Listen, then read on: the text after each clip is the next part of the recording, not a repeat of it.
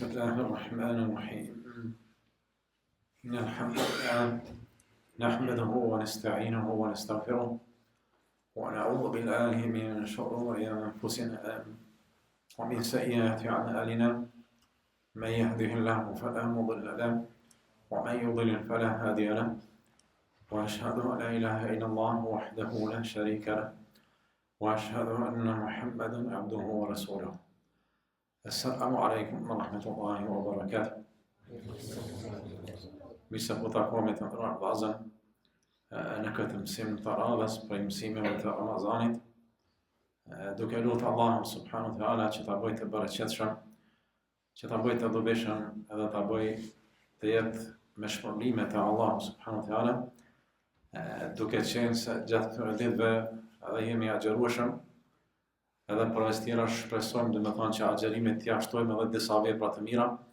E prej veprave të mira që besimtari ja shton agjerimit është që ai përpjeket që gjatë agjerimit të mësoj për fenë e Allahut, e veçmas të mësoj për rëndësinë e agjerimit edhe më tepër edhe më shtesë. Ajo gjatë e kemi përgjendë që do të flasim në këtë xharat të sodit është pikërisht lidhur në agjerimin, lidhur me disa ajete të Kuranit, në të cilat Allahu subhanahu wa taala në drejtohet fillimisht duke filluar ja ayyuhalladhina amanu kutiba alaykumus siyamu kama kutiba ala alladhina min qablikum la'allakum tattaqun.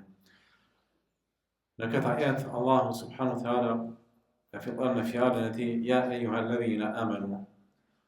O ju të cilët keni besuar, është bërë obligim agjerimi për ju, sikur sa ishte bërë obligim edhe për popujt para jush në mënyrë që t'jeni të devotshëm. Është transmetuar prej sahabëve të pejgamberit sallallahu alaihi wasallam se sa herë që në Kur'an ajetet fillojnë me fjalën ja ayyuhalladhina amanu. Pra sa herë që Allahu i fillon ajetet me këtë fjalë o ju të cilët keni besuar. Atëherë Abdullah ibn Mas'udi radiallahu ta'ala anhu ka thonë nëse ajetet janë në këtë formë, vënoja në veshin mirë, sepse sa herë që ajetet e Kuranit fillojnë me fjalën ja ayyuhalladhina amanu, o ju të cilët keni besuar, atëherë thotë në ato ajete ose ka me pas një urdhër që Allahu i urdhëron për ndonjë të mirë, ose ka me pas ndonjë ndalesë nga një e keqe.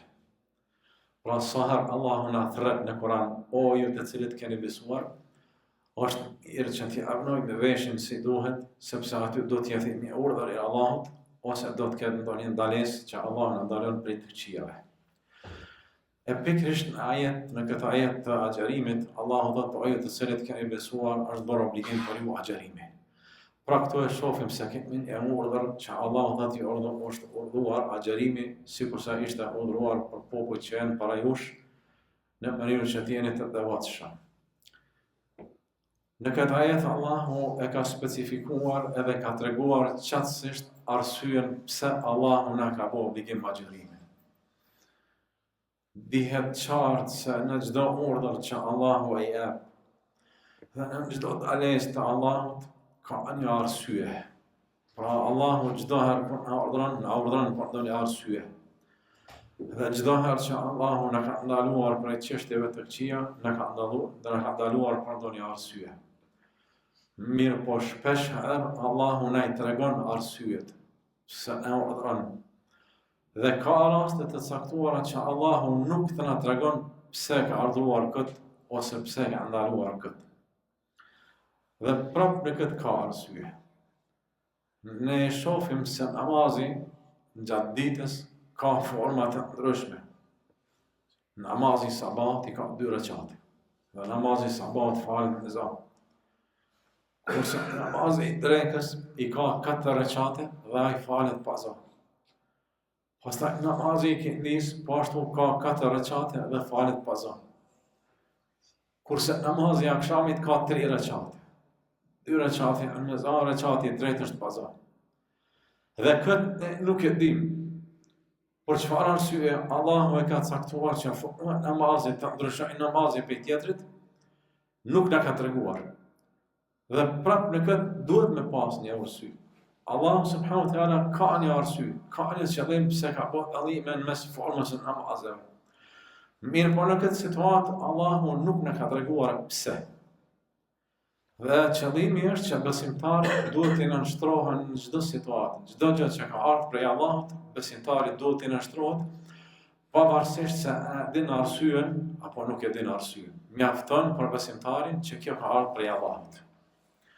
Dhe arsyeja pse Allahu në disa raste nuk na tregon urtësinë e disa gjërave, disa ibadeteve, pikërisht arsyeja është që besimtarët të jenë të nënshtruar. Që besimtarit nuk duhet të interesoj shumë e pse kështu, e pse ashtu. Por besimtarit duhet të interesoj se a ka thënë Allahu edhe a ka thënë pejgamberi. Dhe a ka caktuar këtë Allahu dhe pejgamberi, mjafton. Unë do t'i nënshtrohem pavarësisht se a e di arsyen apo nuk e di. Mirë, po kur është fjala e agjerimit, Allahu subhanahu wa taala e ka specifikuar edhe na ka treguar arsyen pse na ka bërë obligim agjerim. Edhe ka thënë an lakum tattaqun. Pra agjerimi është bërë obligim për ju në mënyrë që nëpërmjet agjerimit të bëheni të devotshëm.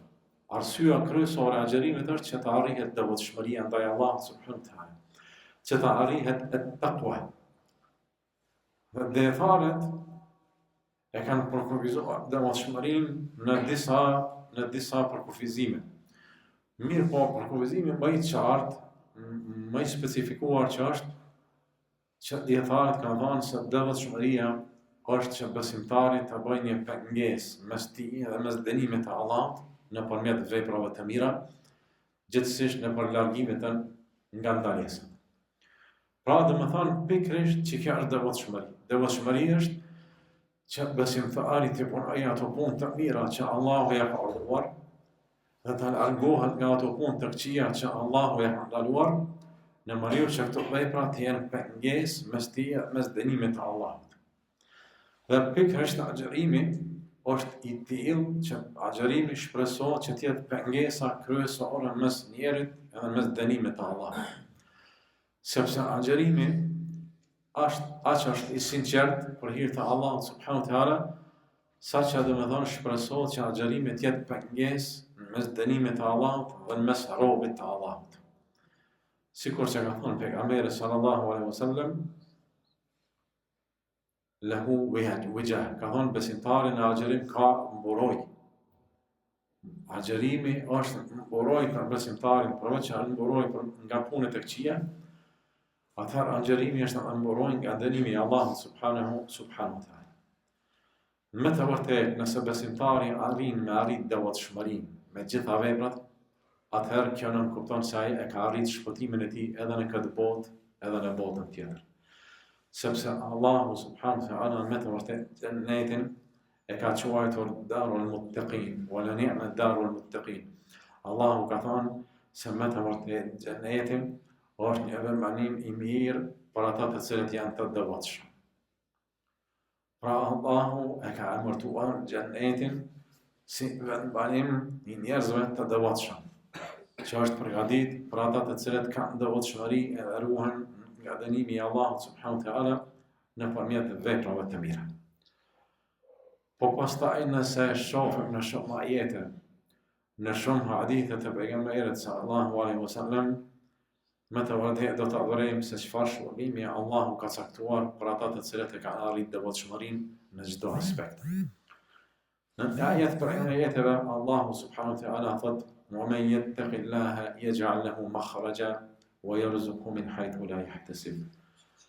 Me të vërtetë ai i cili ja ka frikën e Allahut, ai i cili ka arritur devotshmërinë ndaj Allahut subhanahu wa taala, si shpërblim për shkak të kësaj, Allahu do t'ia hapë të gjitha rrugët dhe do ta furnizojë nga nuk e pret.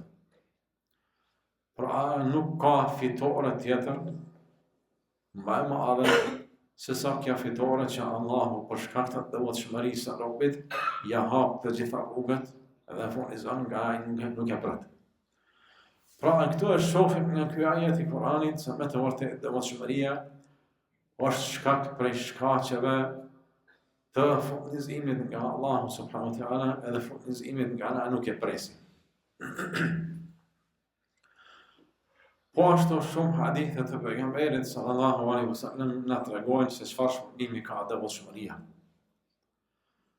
Mjafton fakti që pejgamberi alayhi salatu wasalam ka thonë me të vërtetë, në ditën e gjykimit do të ketë strehë për 7 lloje të personave, në ditë nuk do të ketë strehë, as nuk do të ketë hije për kënd tjetër, vetëm se për këta 7 persona. Dhe në mesin e këtyre 7 personave ne i shohim se me të vërtetë janë ata të devotshëm. Janë ata të cilët ja kanë pasur frikën Allahun subhanahu wa taala në çdo situatë. Në mesin e tyre thotë pejgamberi sallallahu alaihi wasallam, është një person i cili e ka zemrën të lidhur për xhamie. Dhe më thonë çdo herë zemra e tij është e lidhur me xhamin. Dhe mendja e tij vazhdimisht është e përkushtuar te xhamia. Po pastaj për në mesin e këtyre 7 personave, thotë pejgamberi sallallahu alaihi wasallam, është një person i cili ka shpenzuar prej pasurisë së tij për hir të Allahut dhe ka shpenzuar me sinqeritetin më të madh. Dhe ka shpenzuar me sekret që nuk e ka ditë askush se ky është duke shpenzuar. Pra thotë pejgamberi sallallahu alaihi wasallam, ka shpenzuar prej pasurisë së tij, mirë po dora e majt nuk e ka ditë se çfarë ka jepet javta. Aq ka qenë i sinqert. Aq ka devotshmërinë ndaj Allahut subhanahu wa taala, që me shpenzimin e pasurisë së tij nuk ka dashur diçka tjetër vetëm që qëllimi i tij të jetë për hir të Allahut. Dhe për këtë arsye e ka marrë këtë shpërblim të madh që do të jetë në hije në ditën e gjykimit, ku nuk do të ketë hije tjetër. Prej personave të tjerë në mesin e 7 personave të cilët do të kenë këtë fitore të madhe, ata thotë pejgamberi sallallahu alaihi wasallam, është edhe një person i cili sprovohet me sprovën e moralitetit. Është një person i cili testohet në besimin e tij dhe testohet në devotshmërinë e tij. Është një person të cilin e provokon një grua, e provokon një femër të bukur, edhe një femër e pasur, edhe një femër me pozitë, ndërsa ky thotë për shkak të frikës ndaj Allahut subhanahu wa taala e refuzon edhe largohet duke thënë me të vërtetë unë kam frikë Allahut subhanahu wa taala. Pra pikërisht kjo është devotshmëria të cilin nëse besimtari e arrin, atëherë do ta ketë fitore në të dy botët. Dhe me të vërtetë kjo devotshmëri arrihet mas shumti nëpërmjet agjërimit. Sepse nëse besimtari arrin që gjatë agjërimit të tij të kujdeset, që gjatë agjërimit të tij të jetë sinqert, që gjatë agjërimit të tij të ruaj sinqeritetin e tij, atëherë me të vërtetë ai vetëm se ka fituar në të dy botët. Mjafton të shohim disa hadithe të pejgamberit sallallahu alaihi wasallam që na kanë treguar për shpërblimin që ka agjërimi. Në mesin e haditheve është një hadith kutsi që Allahu subhanahu wa taala thotë kullu amal ibn adam lahu illa as-sawm fa innahu li wa ana ajzi bih. Pra ka thënë një hadith kutsi në këtë dhe në hadithin tjetër Allahu subhanahu wa taala ka thënë me të vërtetë veprat e mira shpërblehen prej 10 fish deri në 700.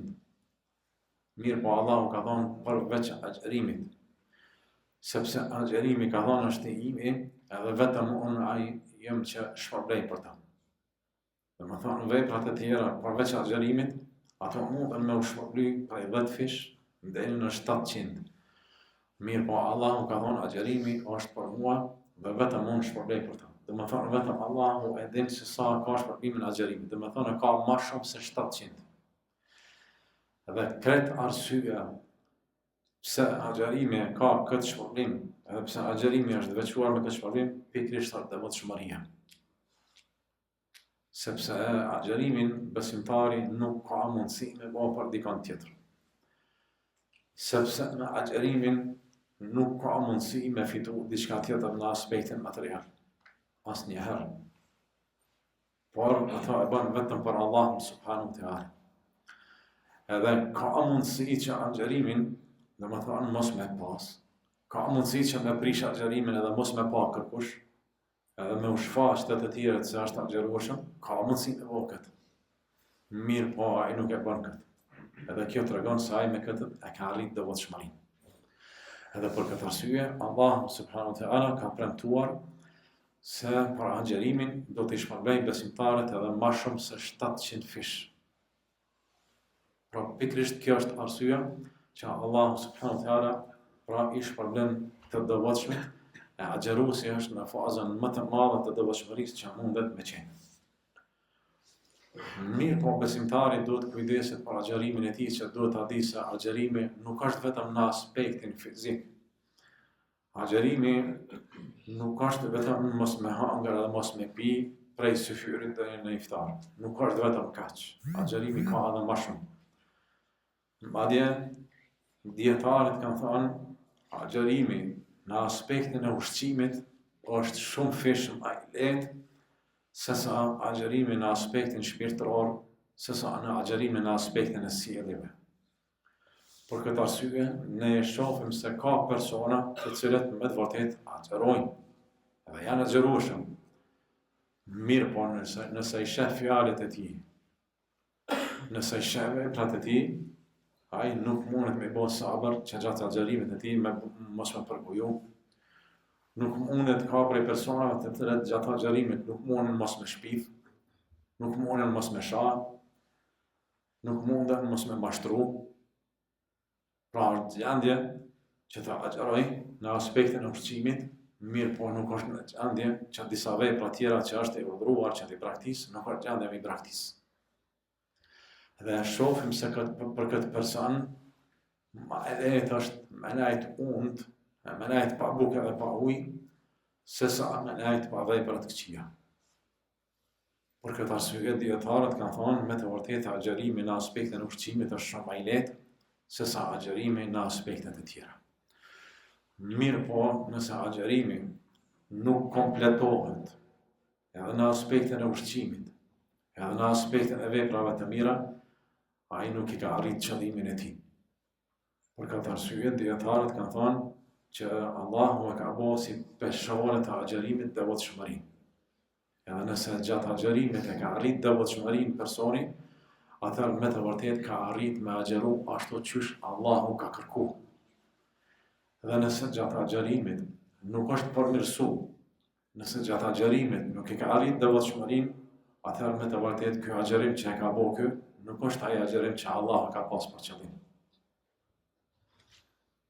Për këtë arsye, qëllimi është në vazën që devotshmëria gjatë agjerimit duhet të kompletohet nëse ne e kemi kompletuar agjerimin tonë. Nëse nuk e kemi kompletuar agjerimin tonë, atëherë me të vërtetë nuk kemi arritur me plotësu devotshmërinë. Mirë po duhet të specifikohet edhe një fakt që në kohën në të cilën po jetojmë, me të vërtetë agjerimi në aspektin e ushqimit është i lehtë, sidomos tash në kohën kur ditët janë të shkurtra, kur koha është e freskët, nuk ka ndonjë vështirësi. Mirë po agjerimi është i vështirë në aspektin e fjalëve, në aspektin e veprave, në aspektin e ndëgjimit, në aspektin e shikimit. Që me të vërtetë është ajo sprova kryesore. Që me të vërtetë testohet agjerimi ynë, që të shifet se çfarë po flasim, që të shifet se çfarë po shikojmë dhe çfarë po dëgjojmë. Duke pas parasysh se situata në të cilën ndihemi duke jetuar në këtë kohë, sprovat janë të shumta. Çfarë nuk kanë qenë në kohën e pejgamberit sallallahu alaihi wasallam. Domethënë këto sprova gjatë agjerimit, ata nuk i kanë pas. Ata mundën me pas, kanë pas vështirësi në aspektin material, sepse ditët kanë qenë të gjata dhe temperatura ka qenë e lartë dhe nuk kanë pas ushqim dhe kanë pas varfëri dhe kanë pas punë të vështira fizike. Mirë po në aspektin tjetër agjerimin nuk e kanë pas të rrezikuar në aspektin e shikimit. Agjerimin e tyre nuk e kanë pas të rrezikuar në aspektin e dëgjimit. Aspektin nuk e kanë pas të rrezikuar në aspektin e harameve.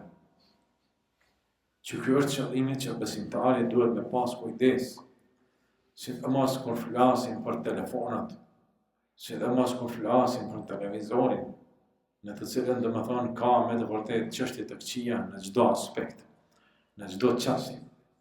Prandaj besimtari mundet me qenë agjërueshëm, mirë po në xhep e ka telefonin e tij, dhe gjatë agjërimit e merr telefonin dhe shpleton pa kujdes çdo gjë. Dhe me të vërtetë kjo e ka rrezikuar agjërimin e tij. Me të vërtetë kjo ka agjëruar në aspektin e ushqimit, mirë po nuk ka agjëruar në aspektin e gjymtyrëve. Për këtë arsye pejgamberi sallallahu alaihi wasallam ka thënë, me të vërtetë, ai i cili nuk i ka braktisë fjalë të këqija, ai i cili nuk i ka braktisë edhe vepra të këqija gjatë agjërimit, atëherë nuk është nevojshme që ta braktisë as ushqimin e as ujin. Sepse me të vërtetë nuk e ka komplikuar agjërimin që kërkohet. Pra më thonë, pak kanë kujdes me kuptu se agjërimi nuk është vetëm ushqimi dhe uji, që ta braktisë atë. Mirë po është edhe aspekti i gjitha veprave të gjymtyrëve. Për këtë arsye është hadithi tjetër që pejgamberi sallallahu alaihi wasallam thotë, me të vërtetë nëse gjatë agjërimit dikush ju fyen edhe ju sulmon, atëherë thotë ti përgjigjeni duke thënë se me të vërtetë unë jam agjërueshëm edhe nuk flas. Edhe sa janë ata të cilët janë duke vepruar këtë. Do të thonë sa janë ata të cilët janë duke udhëru edhe duke agjëru edhe në aspektin e fjalëve.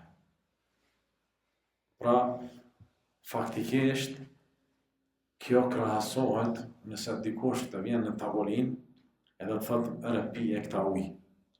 Edhe tu i thuj jo, se jam agjërueshëm.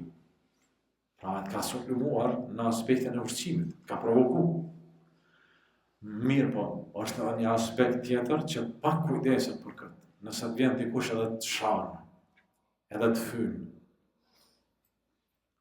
A i thuj jam agjërueshëm, sikur se kur të ka fru ujin, apo ja kthen në mënyrën e njëjtë. Pra i thuj jam agjërueshëm. E kam të ndaluar që të reagoj. E kam të ndaluar që të fyëj. Sepse në këtë kohë, Allahu subhanahu wa taala më ka urdhëruar që të agjëroj edhe me fjalë.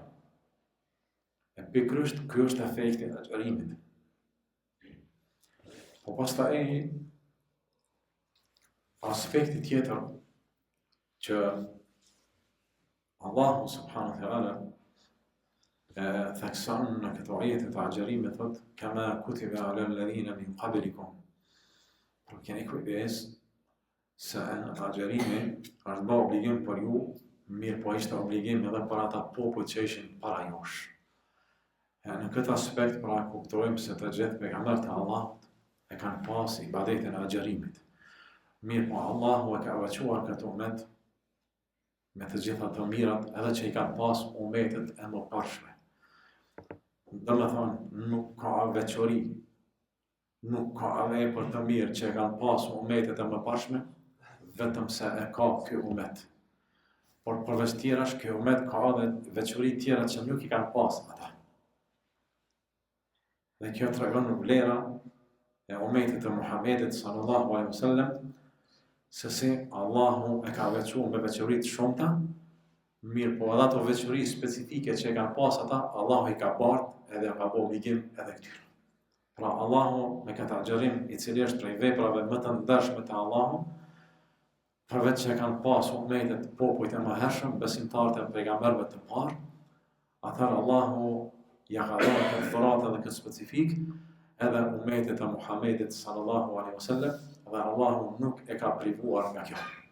Dhe aspekti tjetër që Allahu thotë është bërë obligim agjërimi për ju, sikurse është obligim edhe për ata para jush, edhe këtu është një kurajo që Allahu i ndihmon edhe i forcon besimtarët duke dhënë shan keni kujdes, sepse kjo nuk ishte obligim vetëm për ju, por ishte obligim shumë i hershëm edhe për pejgamberët edhe besimtarët para jush. Përfundimisht, ne kemi 3 aspekte që dietarët i kanë theksuar, e të cilat to aspekte e kanë marrë nga ajetet që Allah subhanahu wa taala në këto ajete na ka bërë obligim agjërimit, edhe ka thënë me të vërtetë ibadeti i agjërimit kompletohet duke realizuar 3 aspekte. aspekti i parë është në të cilën Allahu thotë shahr Ramadan alladhi unzila fihi al-Quran. Muaji i Ramazanit është muaji në të cilën ka zbritur Kurani. Pra, ky muaj lidhet specifikisht me zbritjen e Kuranit. Dhe kjo duhet t'ja kujtojë çdo besimtari se çfarë raportesh ka ky me Kuranin. Çfarë lidhjesh ka me Kuranin. Edhe sa e lexon ato. Dhe sa e studion ato. Duke ditë se me të vërtet këtë libër Allahu subhanahu wa ta'ala e ka zbritur pikërisht në këtë muaj. Dhe jo që e ka zbrit në këtë muaj. Mirë po Allahu specifikisht në kujton gjatë ajeteve të agjerimit, thotë shahru Ramadan alladhi unzila fihi al-Quran. Me të vërtet, muaji i Ramazanit është muaji në të cilin ka zbritur Kurani. Pra agjerimi duhet të kompletohet edhe ka kuptimin e vet nëse besimtari e forcon lidhjen e tij me Kur'anin. Ky është aspekti i parë. Duke pas parasysh se pejgamberi sallallahu alaihi wasallam ka thënë në hadithin e tij me të vërtetë agjerimi edhe Kur'ani do t'i jenë ndërmjetësues për besimtarin në ditën e gjykimit. Edhe ata do të kërkojnë prej Allahut që Allahu të jap mundësinë me ndërmjetësu për besimtarin dhe Allahu do t'ia mundsojë edhe agjerimit edhe Kur'anit që të ndërmjetësojnë për besimtarin. Prandaj sa më shumë që besimtari ka forcuar lidhjen e tij me Kur'anin, me të vërtet ai e ka siguruar me lejen e Allahut subhanahu wa ta'ala në ndërmjetësim në ditën e gjykimit. Aspekti i dytë që kompleton kuptimin e agjerimit është sepse Allahu në këto ajete thotë wa idha sa'alaka 'ibadi 'anni fa inni qarib. Ujibu da'wata ad-da'i idha da'an. Allahu në përfundim të ajeteve që na shpjegon se është bërë obligim agjerimi, thot wa idha sa'alaka 'ibadi 'anni. E nëse të pyesin ty robët e mi për mua, atëherë tregoju se me të vërtet unë jam afër tyre dhe i përgjigjem lutjes atij i cili më lutet. Pra domethënë ajo që ja kompleton kuptimin e agjerimit, pra është lutja.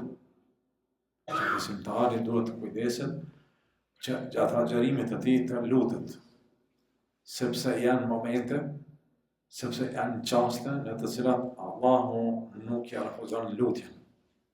Prandaj pejgamberi sallallahu alaihi wasallam ka thënë në hadithin e tij, lis-sa'imi da'watun mustajabe. Me të vërtetë agjeruesi e ka lutjen të pranuar. Agjeruesi e ka lutjen të pranuar. Dhe krejt sekreti i kësaj, se Allahu ka caktuar që agjeruesi ta ketë lutjen e pranuar, është pikërisht devotshmëria, është pikërisht sinqeriteti. Sepse besimtari gjatë kohës kur është duke u lut, është agjerueshëm, është duke bërë një ibadet të sinqert, që nuk e din kërkush atë ibadet vetëm Allahu, edhe me të vërtetë edhe pse vetëm Allahu e din, edhe kërkush tjetër nuk e din, ai i përmbahet atij agjerimi, i përmbahet atij ibadeti, edhe Allahu si shpërblim e ka bërë që atij t'ia pranojë lutjen. Allahu si shpërblim të devotshmërisë dhe sinqeritetit që ka agjerimi, ka bërë që lutja e tij të jetë e pranuar. Dhe aspekti i tretë me të cilën kompletohet kuptimi i agjerimit është që besimtari pra të kujdeset për rregullat e agjerimit, që të kujdeset për syfyrin, që të kujdeset për iftarin, edhe të respektoj rregullat e agjerimit, që ta respektoj kohën e agjerimit prej syfyrit deri në iftar, dhe të përmbahet çdo rregull që kërkohet, sepse Allahu subhanahu wa ta'ala thotë: "Wa kulu washrabu hatta yatabayyana lakum al-khayt al-abyad min al-khayt al-aswad." Hani dhe pini, domethënë prej kohës së syfyrit deri në kohën e iftarit. Pra domethënë përmbahen i rregullave. Dhe përfundimisht këto ajete të agjerimit, Allahu subhanahu wa ta'ala i përfundon me fjalën e tij: "Kadhalika yubayyinu Allahu ayatihi lin-nasi la'allahum yattaqun." Kështu Allahu i sqaron ajetet e tij për njerëzit në mënyrë që ata të jenë të devotshëm. Pra e shohim se me devotshmëri Allahu i ka filluar ajetet e agjerimit dhe me fjalën e devotshmëri i ka përfunduar ata. Prandaj ne lutim Allahun subhanahu wa ta'ala që të na pranojë agjerimin ton, Dhe lutim Allah subhanahu wa taala që me agjerimin tonë ta kemi arritur me të vërtetë devotshmërinë me të cilën besimtarët do të fitojnë në të dy botët. Sepse agjerimi e mëson besimtarin se si ai duhet të jetë pra ai devotshëm në të gjitha veprat e tij, ashtu sikurse është i devotshëm gjatë agjerimit. Vetëm për një fakt, sepse gjatë agjerimit, nëse ai e ka bindur se nuk e sheh kërkush, mirë po nëse vjen pyetja me prish agjerimin, thotë ka dalë se edhe pse nuk më sheh kërkush, më sheh Zoti. E mirë, në këtë aspekt jemi të urdhëruar në të gjitha veprat tjera, kujdesi me të thojmë më sheh Zoti. Edhe kur flasim, edhe kur jemi në raport me të tjerët, edhe kur bëjmë namazin, edhe çdo aspekt tjetër, nalet besimtarit duhet me thonë, ka dalë se Zoti më sheh. Jo vetëm gjatë agjerimit, mirë po aspekti është edhe në të gjitha veprat e tjera. Sepse Allah subhanahu wa taala i cili na ka urdhëruar agjerimin, edhe i cili na sheh se apo agjerojmë apo jo, është Allah subhanahu wa taala i cili na sheh edhe në veprat e tjera. Pra qëllimi është që ashtu qysh të shkon andi aty edhe me thonë se me të vërtetë nuk guxoj me prish se Allah më sheh, atëherë kështu duhesh me thonë nuk guxoj me fol këtë se Allah më sheh. Edhe nuk guxon me thonë nuk guxoj me vepru këtë se Allah më sheh, edhe nëse nuk më shohin të tjerët. Për këtë arsye e shohim në çdo aspekt veprat të cilat janë të mshefta, te Allahu e kanë personën, te Allahu e kanë peshën më të madhe. Te Allahu e kanë peshën më të rëndë, ato vepra të mira, të cilat janë sa më të mshefta. Për arsye se janë pikrisht vetëm për hir të Allahut subhanahu wa ta'ala. أقول ما تسمعون واستغفر الله لي ولكم من كل ذنب فاستغفروه إنه هو الغفور الرحيم.